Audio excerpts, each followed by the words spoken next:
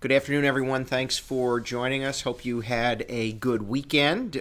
We obviously have changed things up a little bit today. My family and I have some family business to attend to later in the week, so we rescheduled this week's Facebook Live Town Hall for, of course, right now, 3 o'clock on Monday. And obviously, starting the week, we won't have a lot of news to share, but I do want to get through a few through items. As we do that, I just also want to note that Diane here to my left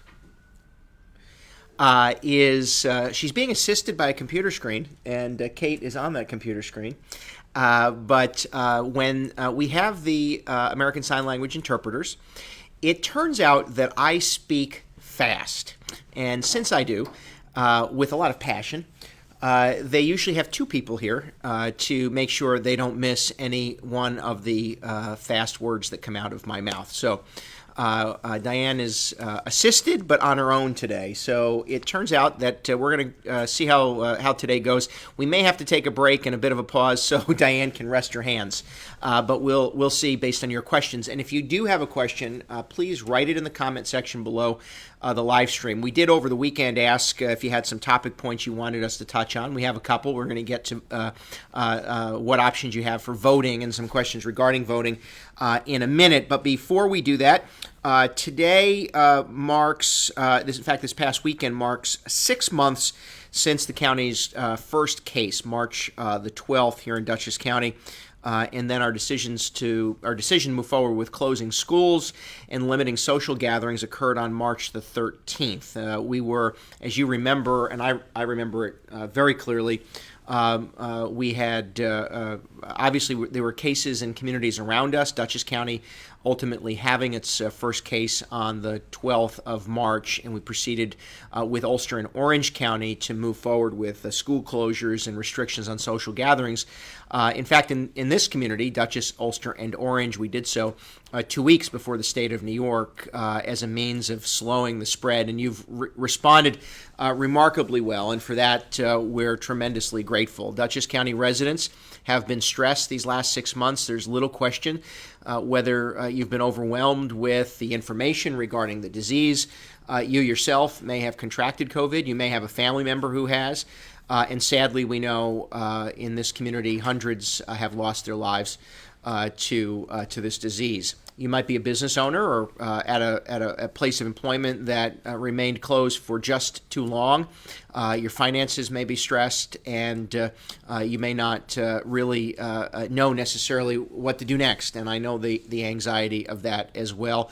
Of course, all of us, as we now enter this 6 month and look at schools going virtual and still restrictions on businesses, some of which just for many people just don't make any sense. I understand that frustration and that anxiety, and we're just trying to navigate through it all as carefully, as deliberately, and as safely as possible. And we have tried to remain open and responsive to you. It's probably a good opportunity to thank the folks who work in this county's little communications department. We have some 1,700 county employees. 4 of them are responsible for communications here in Duchess County, and that means outreach for any number of our departments, response to any number of issues, not only what we've attempted to do to be communicative with you during these last 6 months. So let's just jump quickly, give you an update on some of our data. As you know, we have now broken the 151,000 mark, having tested now 151,007 individuals over these 6 months, with 4,986 confirmed cases. We will likely exceed 5,000 in short order, perhaps as soon as this weekend. We are monitoring now 210 cases, active cases. Now that's down from last week and the week before. We are currently hovering at 5 individuals hospitalized. That's has remained relatively low. We jumped up to nearly, to double digits, 10 or 11, 12 over 2 weeks ago.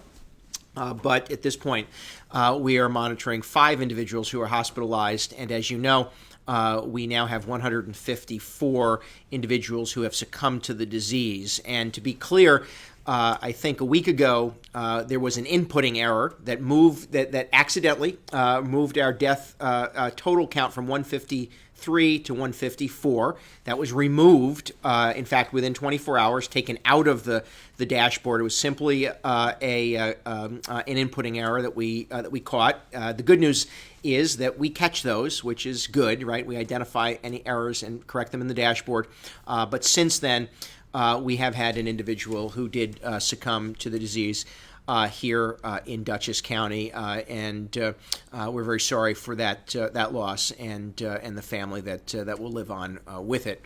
I do want to acknowledge that we are still at 1% infection rate, so that is what we monitor for transmission of the disease.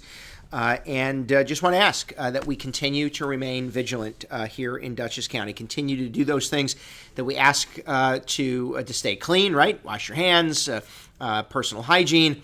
But also we encourage you to continue to engage in that physical and social distancing and wearing a face mask. Now, to answer David's question about what happened at Mahoney's, I will tell you that the State Liquor Authority did issue a violation to a restaurant here in Duchess at Mahoney's, and it was in result to individuals not following the basic protocols. And I know that Mahoney's, as an ownership group, their administration there has been attempting to follow the guidance, as many have, but there was a series of violations apparently that the State Liquor Authority was on site, witnessed, and because of those group gatherings and some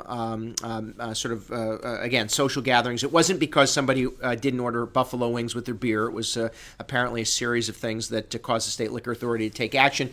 We certainly hope that Mahoney's can get back organized with the State Liquor Authority and reopen. Again, our goal here is to make sure that everyone follows the basic guidance, that people are safe, and of course we'll continue to communicate with you, but also have certainly, we are aware the ownership is meeting with and discussing those concerns with the State Liquor Authority, and we'd ask everyone to please follow along. David is asking find out about voting. So let's jump right into your voting options. And I do want to talk about that briefly if we can. I want to be sure that I have all of this information in front of me. Just to be clear, there are three ways that you can vote in New York State and in Duchess County. They are on the screen over my shoulder. You can vote absentee ballot. You can vote early between October 24th and November 1st at polling sites that we'll identify in a moment. Or, of course, you can vote in person on Tuesday, Election Day, November the 3rd. Do you know, Sean, why Election Day is on a Tuesday? Probably you don't. Because the United States Constitution says Election Day in America is the first Tuesday after the first Monday of November, and that's also why some states don't count early voting until Election Day. They've interpreted that particular section of the Constitution to mean that those ballots don't get open. There's your fun fact for today. Three options, and let's start with absentee balloting. Now, the first thing I want to say to you is that from a general practice, absentee balloting in the state of New York is safe. We have done it for years. It is manageable because there are a few checks and balances in the system here in the state of New York. But that doesn't mean that you shouldn't get your absentee ballot request in early. So if you have a mailbox, and I'm certain that many of you do, you may be getting these from the United States Post Office. My grandfather worked, Albert D'Annunzio, for the United States Post Office in Yonkers, New York. I'm very sensitive to the work that they do there, and I can tell you that the post office is actually sending you some information to advise you that you should get that absentee application in as soon as possible. Now, you can apply for a ballot online at elections.duchessny.gov. And again, you'll receive your absentee ballot. You fill out your absentee ballot application. You'll then receive a ballot. That ballot will come to you after September 21st. So no matter when you've registered for your absentee ballot application, you filled out that application, the ballot will come to you after September 21st. You then, when that ballot is sent to you, select who you're voting for, and it is important who you're voting for. I'm not here to tell you who you should vote for. I am here, however, to tell you that you should vote. It is the single most significant exercise of the American citizen in the American Republican democracy. It is that critical. And as this is a presidential election year, there are a lot of obviously congressional seats. There are state legislative seats. All state legislative seats are up for election. Some local races as well to pay attention to. It just is so critical that you participate. And I want you to rest assured that if you decide to vote absentee, your ballot will be safe. It'll come in several envelopes, and you'll be sending that in with your signature. It gets verified by the Board of Elections, and then they will open and scan your ballot on Election Day. Second, you can vote early, and we'll show you those poll sites. I hope we won't be showing you those poll sites today, but we'll be definitely getting to them. There used to be a slide with that. Several poll sites you can visit between October 24th and November, what do we say, the 1st? Is that right? October 24th through November the 1st. Several poll sites across Duchess County. You don't need to live near the one. No matter where you live, if you're a registered voter in Duchess County, you can visit one of those poll sites. Visit elections.duchessny.gov, and you can see where those poll sites are. And you can vote early at any one of those locations. Remember, it is expected that you will need to wear a face covering or mask, and that you would engage in some degree of social distancing. On Election Day, might be a little bit more time-consuming, but you should vote in person if you wish. November 3rd, Tuesday, polls open at 6 a.m., close at 9 p.m. You would vote in your ordinary election district. If you don't know where that is, elections.duchessny.gov, and you can vote. Now, one question came up that I want to answer. If you register for an absentee ballot, and if, for instance, you're away to school and you get a New York State absentee ballot application, and for some reason that college closes, and you're sent back home again, or you've registered for an absentee ballot, and you've gotten that absentee ballot, and you haven't yet gotten that ballot, and you decide to vote in person, your in-person vote counts. So that's one of the reasons those absentee ballots don't get open until after the close of polls on Election Day, because if you choose to, you can still vote in person. It will cancel out your absentee ballot application. We just need the board, obviously, to be aware of that, and they'll do that in verifying who voted versus those absentee ballots. Those are your options. Susie, can we trust the post office to get our vote to the people who count them? Yes, you can, if you get your application in on time. The post office cannot be responsible if you don't apply in time for that application. So please go online, apply for your ballot, and it'll be sent to you. You mail that ballot in. The post office is making a priority of getting those ballots in. They always do. I know that this is going to come as a shock to some people, but we have done absentee balloting in the state of New York for quite some time. Early voting began last year, which will alleviate some of the pressure on the absentee ballot system, and many voters will choose to vote early. I personally will likely vote early at one of those poll sites in person, but I want to be sure. My schedule changes quite often, that I don't end up in a situation where I'm pinched on time on Election Day. My wife will be voting in person at the regular election poll site. So those are your options. Yes, the post office will get that ballot in, but you've got to get your application in on time. Please do that, and please trust that will happen. I really, no matter what is said from Washington to Albany to some local official or what's posted on Facebook, an absentee ballot application is safe, but you've got to get it in on time in order to get your ballot. And then if you choose, you still have every right to vote in person, and we are taking every step to be sure that people are safe. Now, the Board of Elections functions independent of the county executive, which is good. You don't want the county executive influencing the operations of elections, but we are sure to be sure that they have the resources to operate. And those decisions on poll sites, on operations, are made by a Republican and a Democrat commissioner of elections. Beth Soto is the Democrat, Eric Haight the Republican, and they work at times combatively and at times cooperatively to ensure that every vote is counted and protect the sanctity of elections. So yes, you can. I think I've exhausted for all of that. David, how can we find out if we are approved for an absentee ballot? Apply. You just have to apply. Once you apply, a ballot will be sent to you. You can call the Board of Elections to confirm they've gotten your information, or and check with them. You may want to do that. So that is, I think, important for all of us to know. But it is really important that you vote this year, as it is every year. I am grateful for those of you who take the time out every year to cast your ballot, and please do that.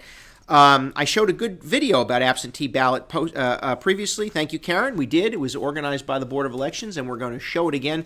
If not at the close of today's town hall, it'll be on the county's Facebook page, and we'll continue to promote it. So you can also visit elections.duchessny.gov, and you'll be able to see the video. And I think we'll probably air it nonetheless when we're done with our town hall.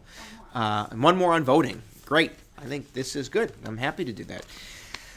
Okay, Lori, oh my goodness, college students can change their state of election for one election, correct? No. College students, just like anyone else in the state of New York, can declare themselves a resident of the state of New York. Remember, every state has a different residency standard. In the state of New York, however, you can declare yourself a resident of any place if you have resided there or expect to reside there for 30 days or less, 30 days or more. So a college student, for instance, who came here from Ohio could move to Dutchess County to attend Marist. They might live on Fox Run, or they might live on campus. They must register to vote in New York. They must identify that they are canceling their registration. There's a box, actually, transferring your registration, that you would identify that you're transferring your registration. Once you do that, your new registration for time in memoriam, unless you change it, will be the location you identify. So it's not that you just magically once can change your registration. You're changing that, and it will remain your registration until you change it again. And I would offer to you that if you're coming to school, for instance, and you choose to vote in New York because you're there for 4 years, I would keep your residence where you choose to reside. If that's here, then fine. But again, you can't just change time and time again. Okay. Is the entire Golden Corral franchise gone? I don't think the entire franchise is gone, although they might be filing for bankruptcy, but I don't know that for certain, and I'm not trying to make any news, but no, they're not gone. The Poughkeepsie location, though, is up for sale, and I don't have any other information about that, but that's a little bit of information for you. So that covers voting. Do want to acknowledge, obviously, the Board of Elections working hard to accommodate, and we want you to participate in that, in your right to vote. It's very, very important. Please do. Please do. Polly asks when and if we'll be celebrating or having a celebration of life for the loved ones who have died. I am certain we will when we can gather together again. This county will pause as a community at some time to recognize those lives lost. Believe me, I understand not only what it's like to have lost a loved one during this pandemic, but how important it is that we take time together and do that. And we will figure out a way to do that as a community. In the meantime, though, I would call your attention to the county's Frontline Award.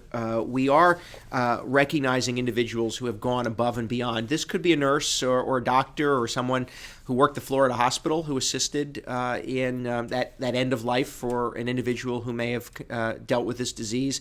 It could be a cashier at a grocery store who went out of his or her way to carry those bags out to a car or to assist a senior. It could be a family that simply checked in on somebody who may be infirmed or with a disability during the pandemic. We want you to nominate. Again, there's no vote involved here. We want you to recommend names of individuals, organizations, businesses who are deserving of recognition. Chairman of the county legislature, Greg Pulver, and I have launched this Frontline Award. It's our opportunity to recognize those individuals who have gone above and beyond. So as we obviously want to recognize those lives lost, we also want to celebrate not only their lives, but the lives of those who have committed so much over these last 6 months, and will continue to do so. So please, if you know of somebody who you'd like to see recognized, please visit duchessny.gov/DuchessFrontline Oh, I'm sorry. and we'd like to recognize. And I apologize. You probably were asking when you can have your own service, which I agree. For those lives lost, services are permitted, but they're small. They have to be smaller gatherings. Most nursing homes, funeral directors, funeral homes are aware of those practices. Some are living with that, which is sort of prolonged visitation, perhaps at the funeral home or a service at a church. Remember, churches can function at 50% capacity with social distancing, and you can have up to 50 people under the current regulation and guidance, 50 people at a social gathering, which would include a funeral or memorial service. But I took the question wrong, but I do think it's an opportunity for us, and it will be an opportunity for us to recognize those lives lost. So thank you for that. Iman has a preschooler with an IEP, but haven't heard anything about a device so she can start school. How can she get help? Well, first, I want to offer to you, I'm going to say this. I know that the challenge with public or education this year is great. We have been providing guidance to school districts, many of whom have had plans. Many of those plans have changed.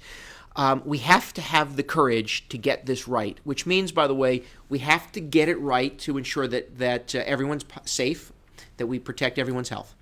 But we also have to get it right to ensure that every kid, regardless of ability, has access to the education they deserve. We will end up setting kids back so much if we don't invest courageously in getting it right. That doesn't mean being careless. It just means doing this well. And I really worry, I do, in particular about kids with disabilities and special education services because they already have a system that is made almost adversarially, right? You've got to advocate through programming in order to get certain services.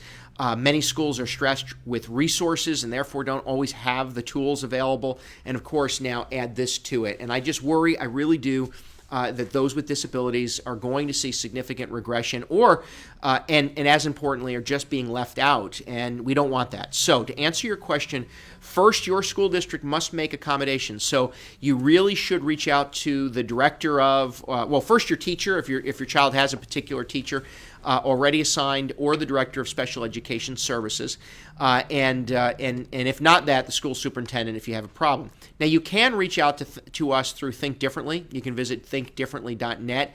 We do have advocates who will assist in the special education process, but start first by reaching out to the teacher and making it known that you need access to that tool, that resource, that technology.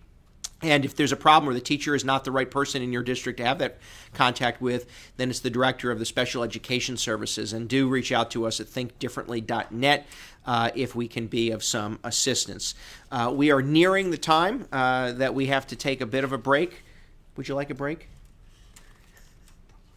What's that? Yes, we're going to break to that. They're telling me what I'm supposed to say, like I'm new here. No. We're going to take a bit of a break to let Diane rest her hands. And as we do that, we want to share with you the Frontline Award and some information that will be helpful in nominating individuals to be recognized. The past few months have tested our community in so many ways.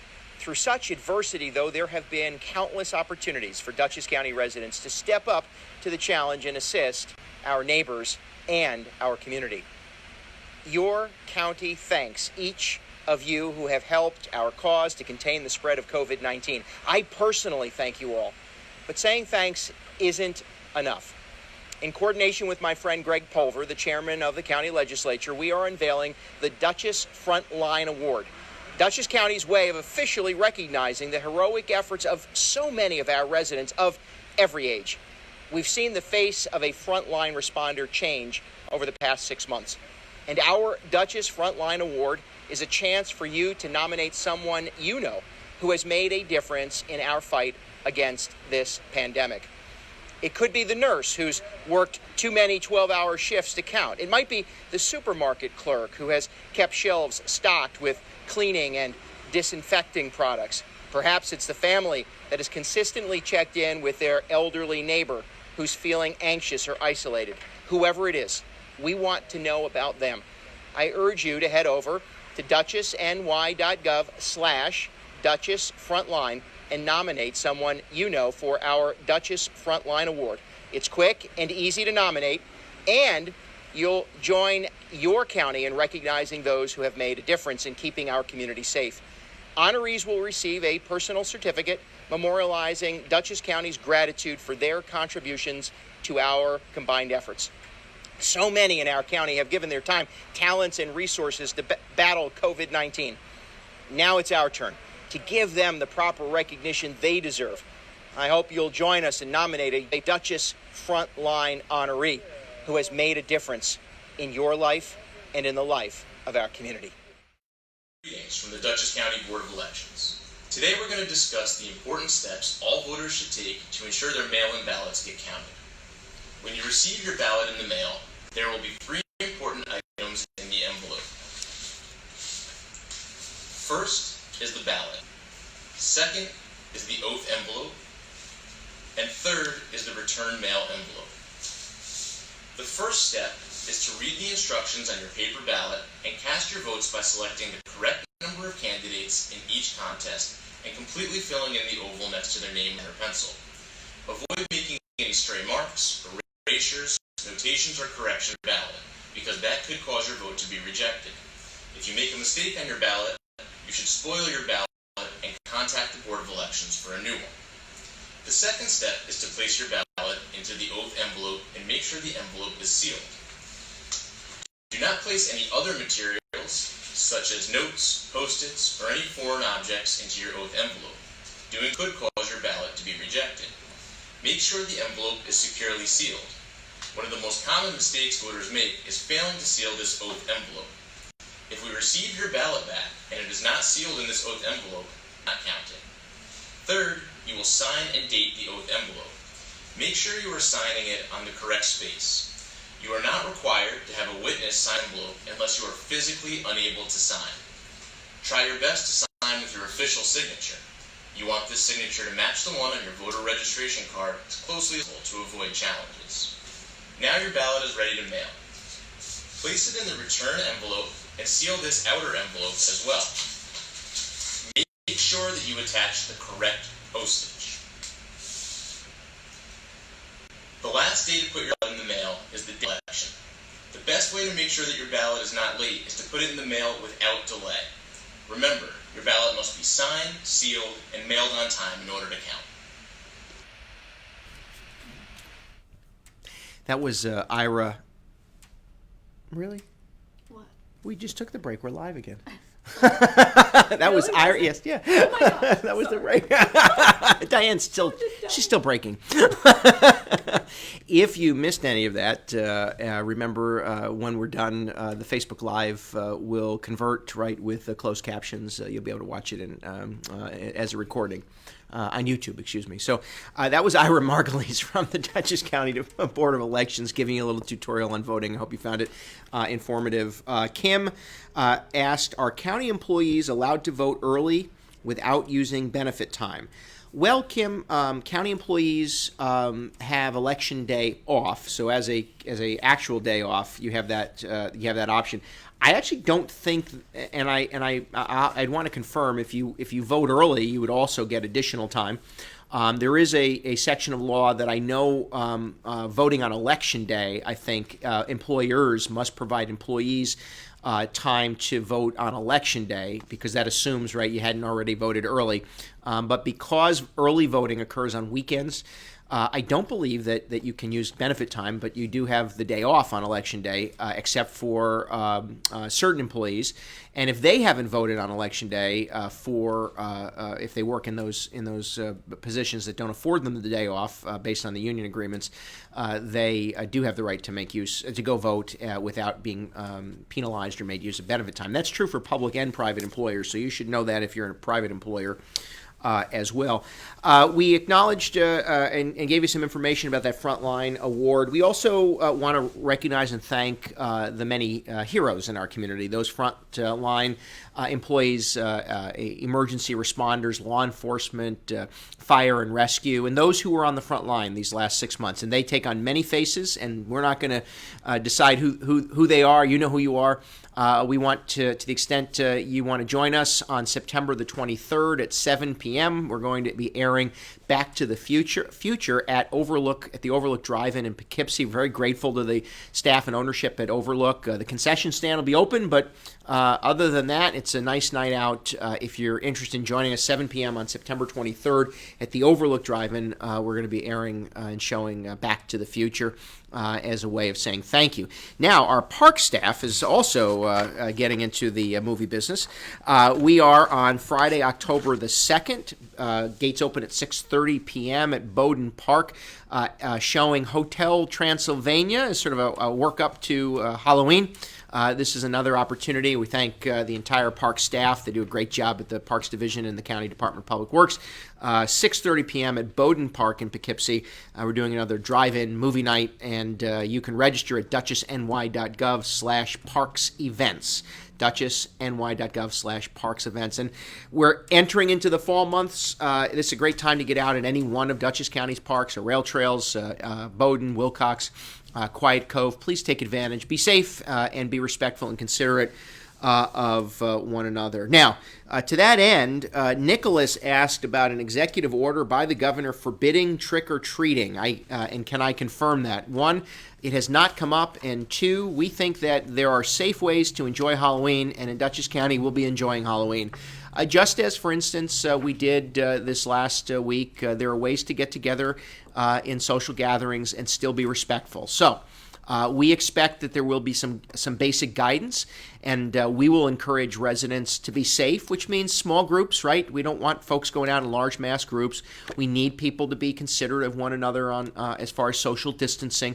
And if you're at home and maybe you're a senior, you may have some underlying illness. It may not be the year that you want to just open that door and hand out candy. We might might put it on the front stoop, or a lot of communities are doing trunk or treat, where you can kind of go from car to car trunk and pick up candy.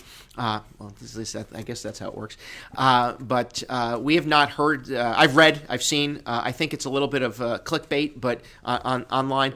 But from our perspective, listen, there are safe ways to engage in Halloween. We want kids to be able to do that. We want you to be able to do it safely. If for some reason the state issues any specific guidance, we'll share that with you. But we cannot and have not heard of any specific, other than a news report that someone said they heard somebody say that the governor may limit trick-or-treating this year. My expectation would be that they're smart to issue basic guidance, which are the things that I've just shared with you, and our health department will work with you to make sure you know what they are. But we've not heard other than that. Lisa Marie, how many COVID cases warrant closing campuses, and is it a percentage of the enrollment? Well, in New York, SUNY schools, I think if they exceed 100, they close down the campus. That is not necessarily the case on private campuses, but there are rules and guidance that were put in place. We are seeing relatively good response. We want our students in Duchess to do even better than they already are. So please be cognizant. It's not a time for parties and sort of the social gatherings, but we also recognize that there are two truths in the age of COVID. While at college, one, college students will almost always act like college students, and number two, we need college students to act responsibly. Those are the two truths, and we are working with our colleges to make sure that happens. But I think for private schools, not the same standard, but we are monitoring, and all are doing well. Vassar and Marist have dashboards you can look for. You can get more information about your college's response to COVID at their websites, their codes of conduct, and we are supporting them in that effort. Jennifer asked about extensions for vehicle registrations and inspection renewals. So for registration, there are still extensions. You should reach out to the Department of Motor Vehicles. You can do that online or by calling to schedule an appointment. So knowing that the registrations are, as far as inspections, I know that they were considered essential, and therefore those businesses remained open. And I just would say to you that I wouldn't push it. So I'd get your inspection scheduled, but if you have a registration delay, you can still, there are still extensions available, and you should be aware of that.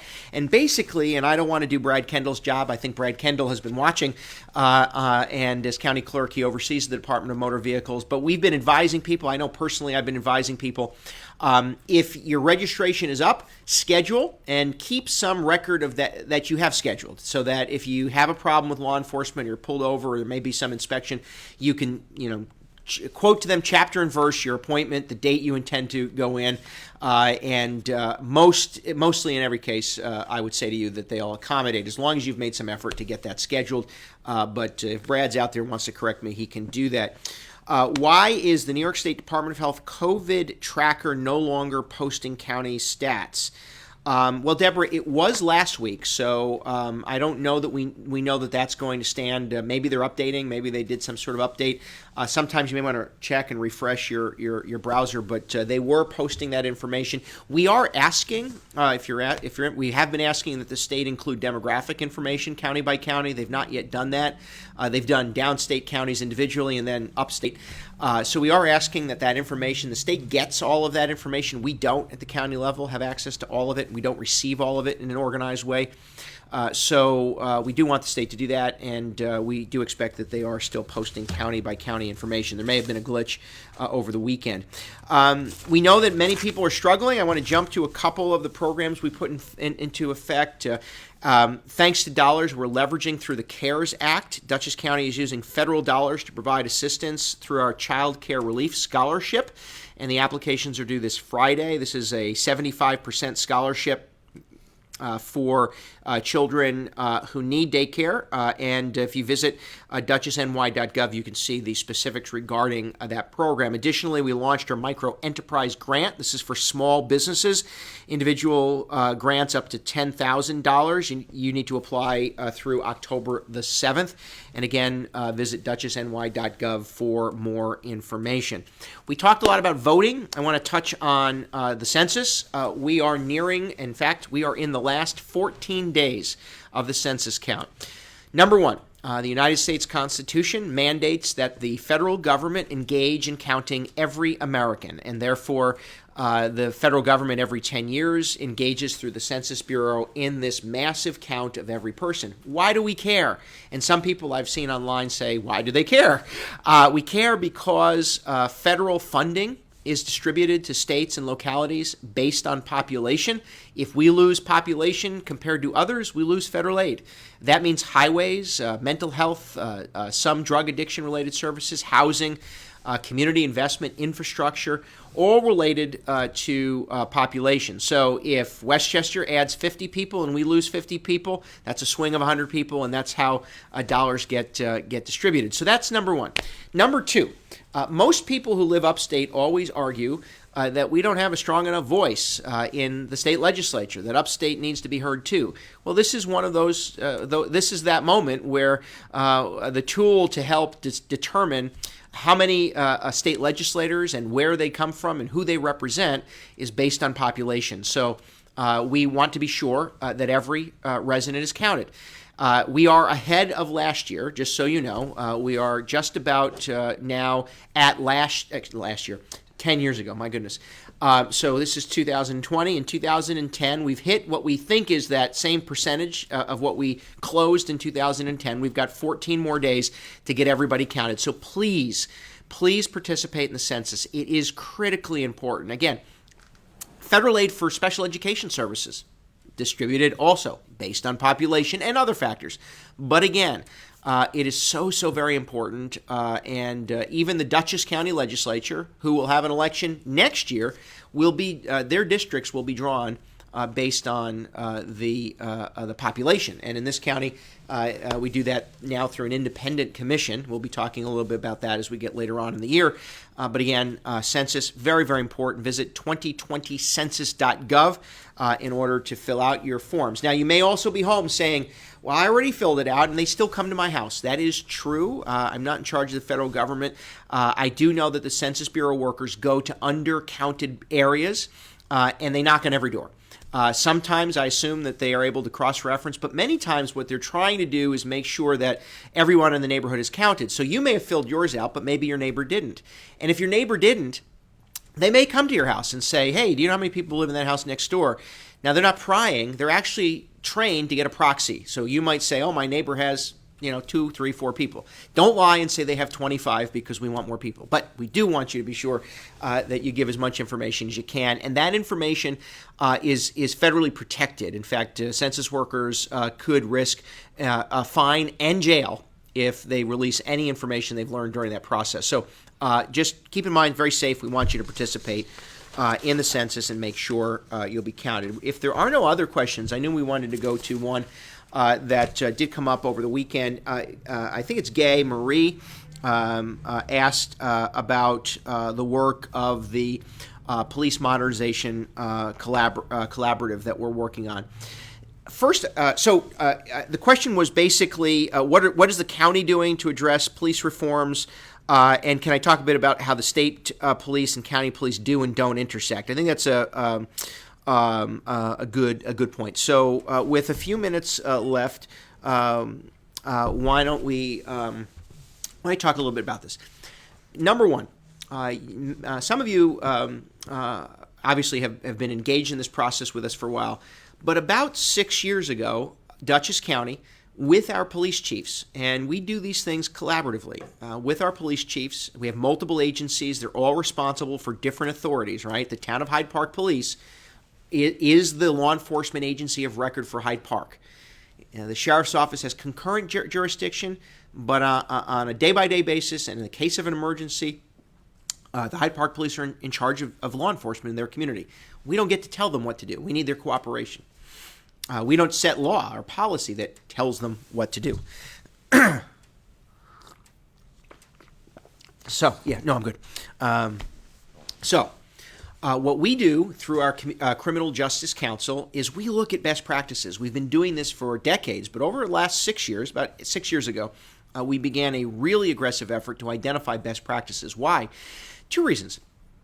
We saw a lot of individuals in the criminal justice system who were living with mental illness and mental wellness concerns, and the criminal justice system is not the best way to approach addiction and mental illness. Of course, if an individual commits a crime, you've got to go through the process. But our goal has always been to prevent crime and to divert individuals with mental illness, addiction, disabilities from the criminal justice system to a system of care that makes the most sense. Now, the brilliant part of the work we've done these last 6 years is law enforcement agrees. Cops on the street, their supervisors, their police chiefs, and the municipalities responsible for them agree, which is why we've been doing this for the last 6 years. We launched, and we're the first county in America to require every police officer to have crisis intervention training, mental health first aid, and a disabilities training program. Now, we've spent every year, thanks to our partners at People Inc., Mental Health America, and a whole host of other partners, led by the Sheriff's Office, in particular through our Police Academy, and in partnership with every police agency, we've been engaged in this important and aggressive training. It doesn't mean that we're perfect. It just means that we have been scouring and continue to scour through a collaborative approach the best practices to help law enforcement do their job. We want to be sure that those in the system have the care they deserve, and those who are entrusted to enforce the law and they sacrifice on our behalf have the tools and resources to do their job well and the training necessary to do it. So, of course, we are all responding to the civil upheaval and what we all saw in the case of George Floyd. And there is not a police officer in America who thinks that what happened to George Floyd was right. I've not met a single one who says, that is the way. I shouldn't say not everybody, but certainly anyone who understands policing knows that is not what should have happened, and that man was murdered. In response to all of that, the President of the United States and the Governor of the state of New York issued executive orders. The President's order requires that local law enforcement agencies engage in the work that we're already, most of us, doing, in this county, crisis intervention, mental health first aid. And the President requires, in order to get federal assistance, that could be money for bulletproof vests, it could be federal aid through the Department of Justice for any number. Oh, I'm good. Sorry, they're worried about me. in order to get those federal dollars, you must meet the president's executive order. That's number one. So we're working to meet the president's executive order. The governor issued an executive order that said you're not going to get any state aid unless you meet these certain standards. And it's a very aggressive approach that we embrace. We're glad to work with the community and law enforcement to address it. We take it very, very seriously. We always have.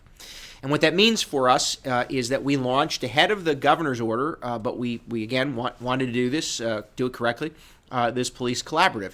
Now, this is an effort among all police agencies, so their leadership, supervisors and mayors responsible for police agencies, coordinated by the sheriff and the sheriff's office and the county's criminal justice council. Our criminal justice council includes all the players within the criminal justice system and formerly incarcerated individuals and individuals in social services and mental health. And so this collaborative approach has been reviewing the policies and practices within police agencies and providing them tools that they could use to enhance their policies. At the same time, we've established several work groups. They're not the end all and be all. They are stakeholders in each category. Municipal agencies required to oversee police agencies, municipalities, police and law enforcement responsible for practicing, and community stakeholders.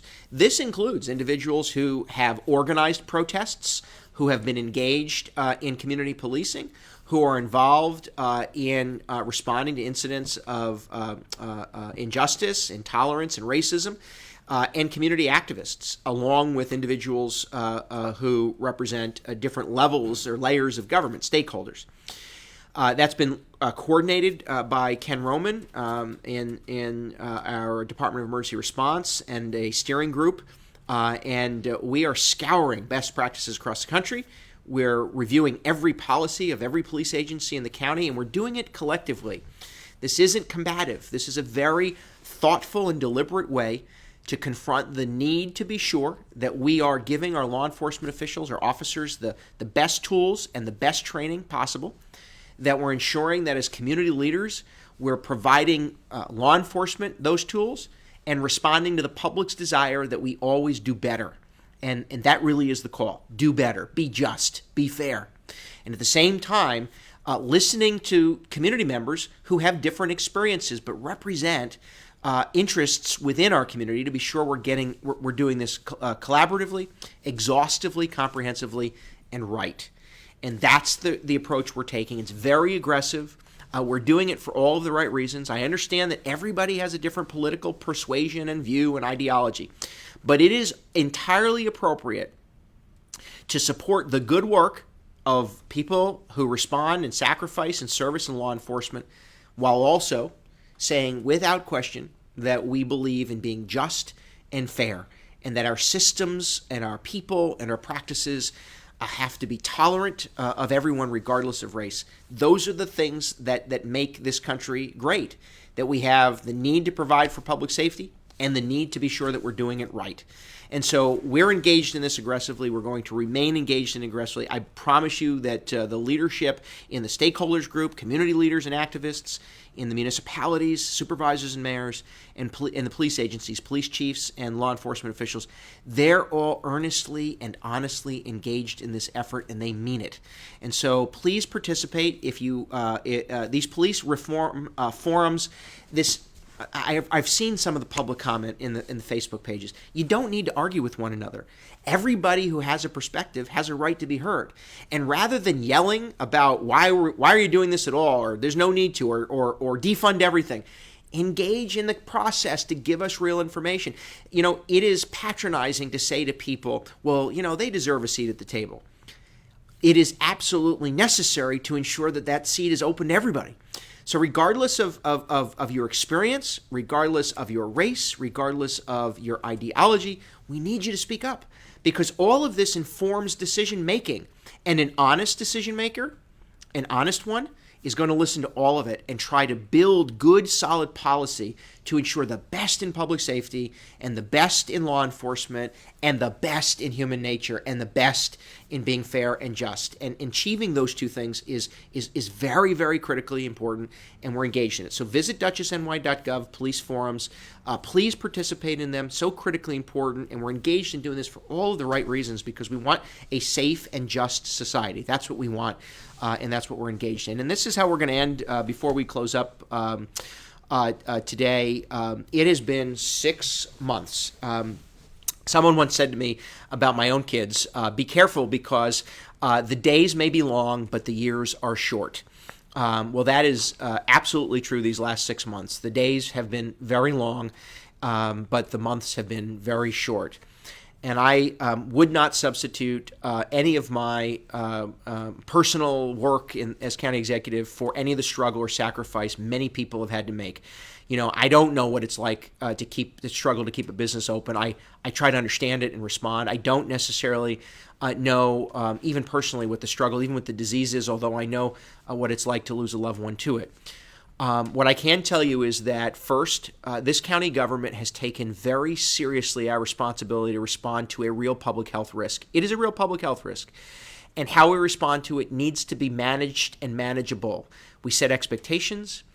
In fact, many ways, sometimes those expectations are lower than the ones you would want us to set. We made decisions, and will continue to, based on real information and data, and we've made plans. And what I will tell you about making those plans and responding to them is, as soon as we make them, they are likely to change.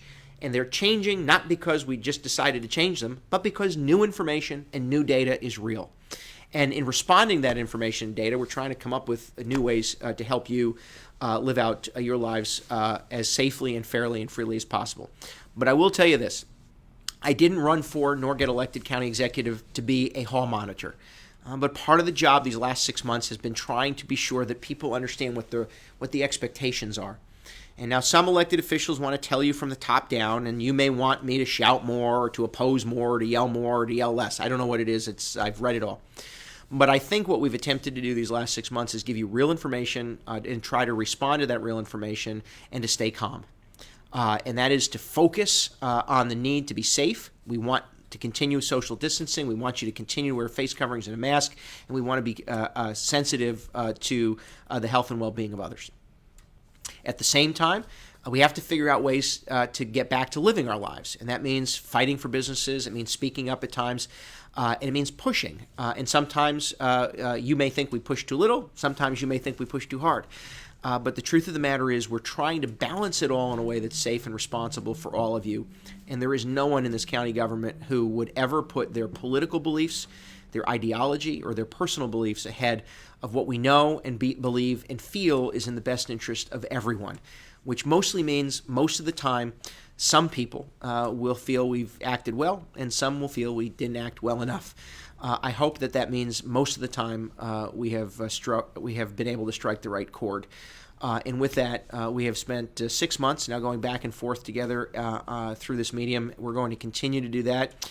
Join me in saying thank you to Diane and our American Sign Language interpreters. We are scheduled to be back with you in a week. In the meantime, stay healthy, be safe, and be kind to each other.